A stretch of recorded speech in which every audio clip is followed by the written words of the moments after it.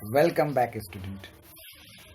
Hope you all are fine and happy right now and also healthy. Now, we are going to cover the last part of excretion. And here, after this part, the lesson that is life process will be completed. Means it is the last part of the chapter also.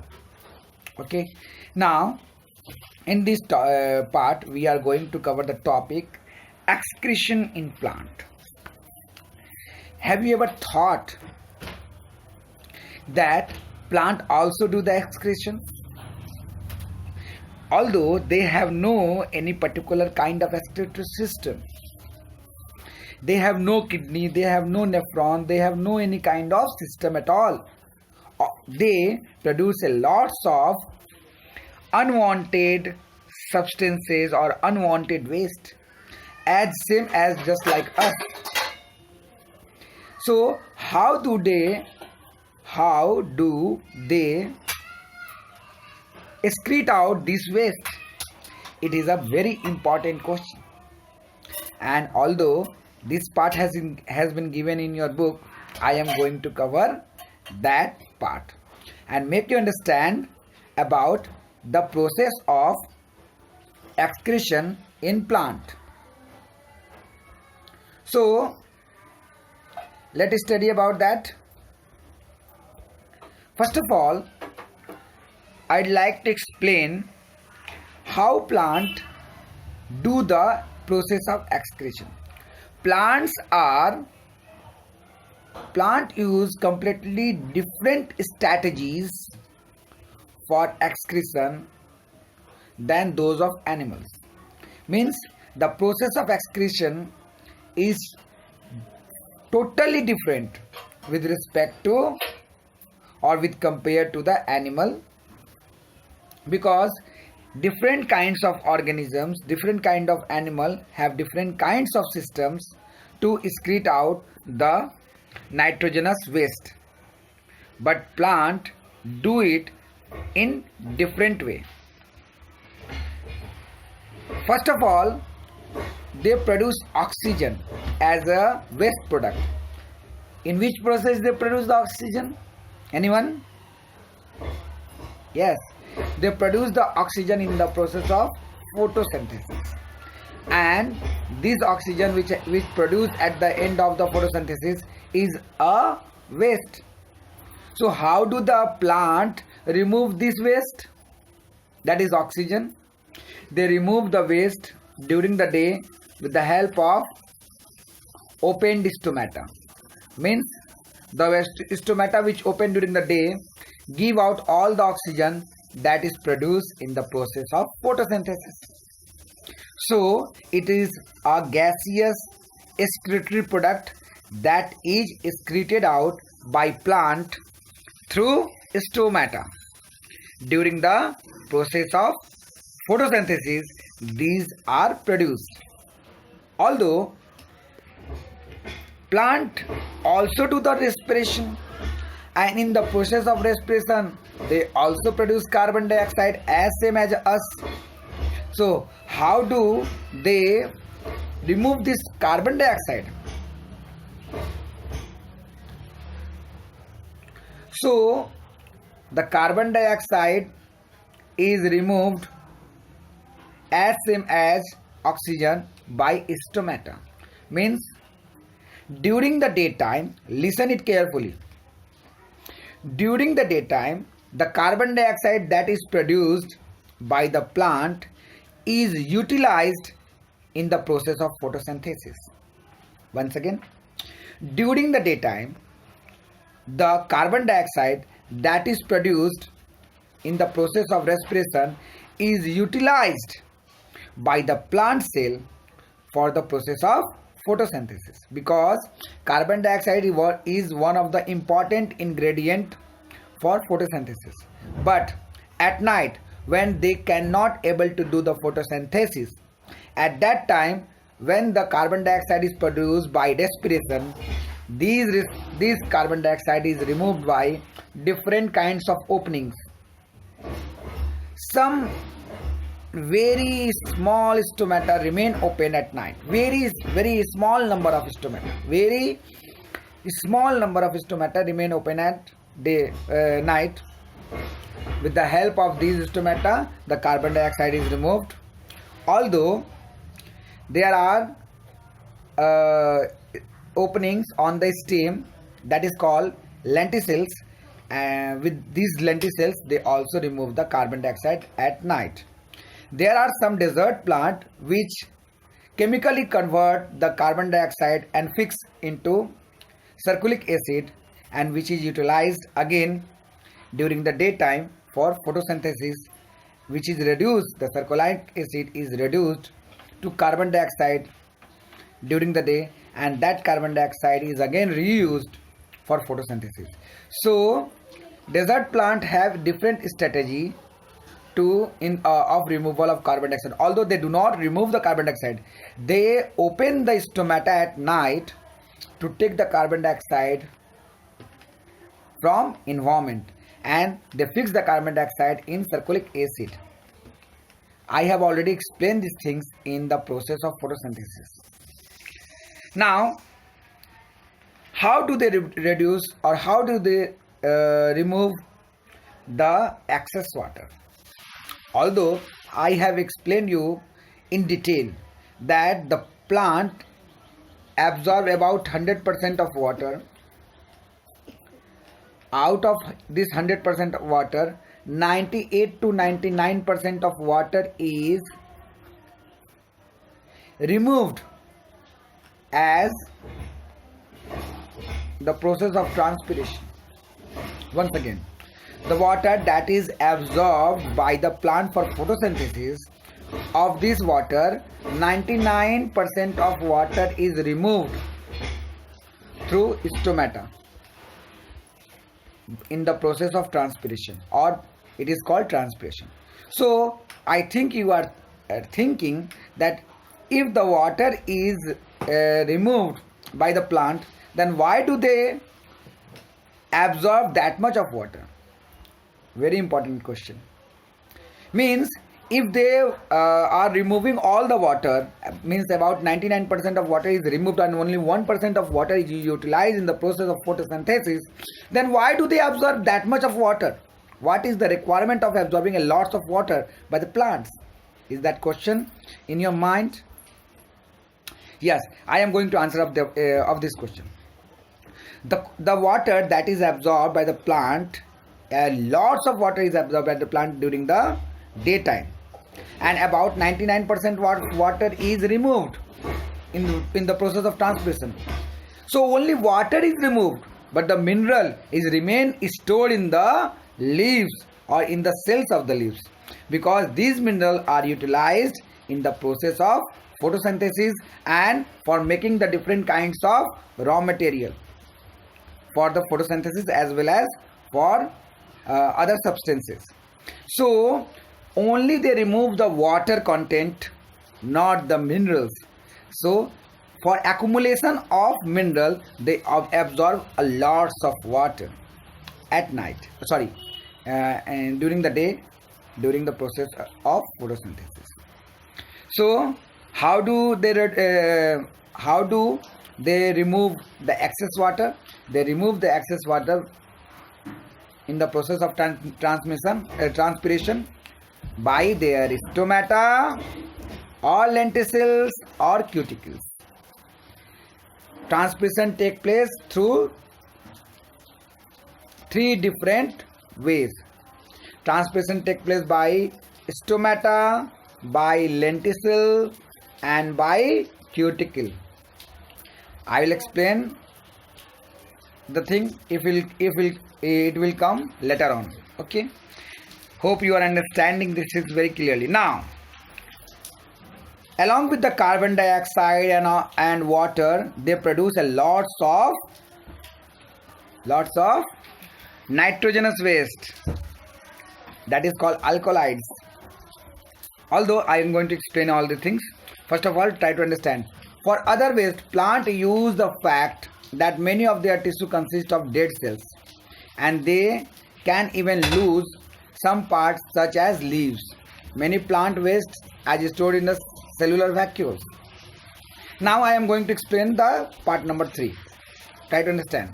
Suppose it is a plant and it is a leaf that is present at the lower part of the plant, and it become very old. Now the plant want to remove this leaf, and along with the leaf it also want to remove some waste. So at that time plant accumulate their waste at the mouth of the petiole. When they accumulate the waste over here, what will happen? No more nutrient will go to the leaves, and the leaves in the scarcity of nutrient will die, will become yellow and brown, and then fall off. And when they fall off, the ergastic substances or the waste also get removed with the leaf. Hope you understood this thing. Once again, anyone? Yes, just try to understand. Once again, I am repeating over. Suppose there is a plant. It is a plant and it is the old leaf. The old leaf is attached with the tree. And now the plant or the tree want to remove this old leaf as well as the waste. So what will they do? They collect their waste at the mouth of the petiole of the leaf, and this block the path of nutrient. So the leaf do not get the nutrient with the help of phloem, and that's why the leaf grow yellowish in color, and further it become brown, dry, and fall off. When they do fall off, the waste product also get rid of, or waste product also get removed. Understood? It's very simple. In the same manner, the plant also remove. Suppose it is an old plant like peepal, banyan and all. In that case, they accumulate. This is a bark, chal. They accumulate their waste just the layer before the bark, means just behind the bark. Just behind the bark they accumulated their waste. So bark obviously do not get any kind of nutrient, and it start drying and become brownish in color, and after they dry off they fall down, and when they fall down obviously the waste product is also get rid of. So it is a very intelligent way in which the plant remove their waste. There is another strategies of removing the waste in some cases, like in you can say mango release a lots of resins, or you gums not resins, gums. I hope you seen the gums of the mango plant. These gums are the kind of waste that is removed by the plant. In the same way, suppose it is a rubber. The rubber plant have resin. The rubber plant have latex, not resin, latex. A whitish milk-like fluid that move in the transport system of the leaf. Have you seen in the people also? When you break the people leaf, a whitish milk-like substances come out from the leaves. It is also come from banyan tree, no? So this is called latex. Latex is also a kind of waste. Rubber is a kind of latex. It is also a kind of waste, rubber, and this waste is utilized to make tire and all. Obviously there are so many kinds of waste that are utilized by us for our different purposes. Hope you are understanding. Next, Resins. Resins is a watery substance that is utilized in the varnishes or making paints. These resins is also a kind of you can say watery substance, or you can say excretory substances that is comes out from the as a waste from the plants, and it is utilized for making paints, etc. So many plants waste products are stored in the cellular vacuoles. So you know, in the plant cell, suppose in the plant cell there is a large vacuole. So there are so many plant which store their waste product in the vacuole. When the cell die, the vacuole along with the waste get removed. If the cell, the dead cell is removed from the body, if the dead cell removed by the body in different way, as you have seen in the case of bark or the leaves, the waste also removed along with the part of the body which is already stored in the vacuole of the cell. Hope you are understanding.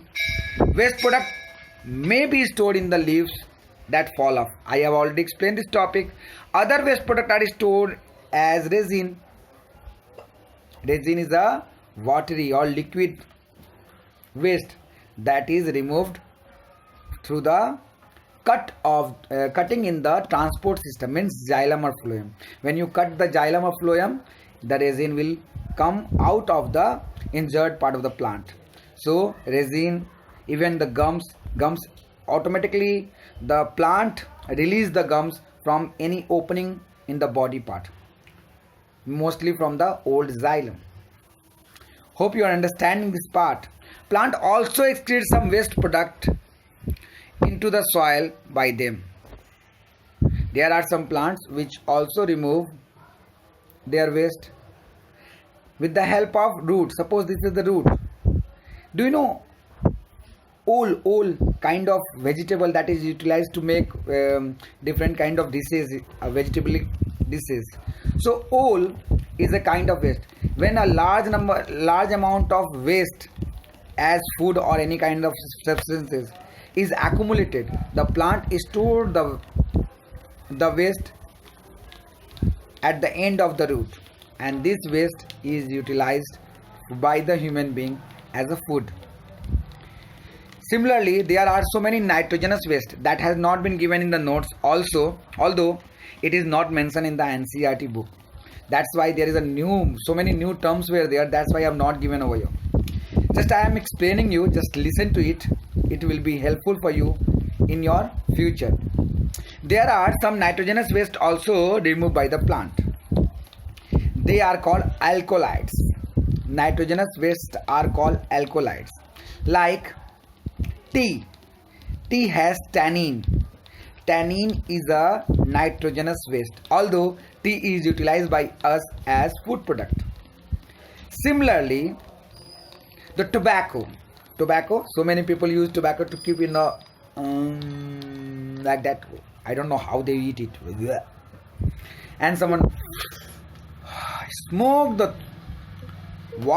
enjoy they will get by smoking the cigarette. I don't know about it, but these things contain a lots of tobacco, and the tobacco contain nicotine, and this nicotine is also a kind of alkaloid or waste, and these waste are utilized by human being to activate the central nervous system, means brain and spinal cord, for a time being. When they use, so many people rub the tobacco in their hand and go to toilet like that. They go to toilet. They hope that if they use the tobacco in their mouth, the latrine will come down. Wow, very good thing. But for a time being, this tobacco contain tobacco mosaic virus, which activate the central nervous system, that is brain and spinal cord, and give a extraordinary energy to work, although it cause cancer. Similarly, coffee contains caffeine. Caffeine is also alkaloid. Similarly, morphine means afim. It is also a kind of alkaloid, means nitrogenous waste of the plant. So there are so many waste, although we can use or cannot we use, that are removed by the plant. Hope you understood this part. It was very interesting, no? For today, this lesson, that is life process, has been completed. I am going to take a vast test on this chapter, so be prepared yourself. Each and every topic is important, and whatever the notes that I have given is obviously very important, but you need to read each and every line of the book, because so many kind of question can be asked from there. Be prepared yourself. Hope for your better learning. And if you have any kind of problem regarding understanding, I have already told you, you can ask anytime, anywhere, anywhere. Thank you. Bye bye. See you.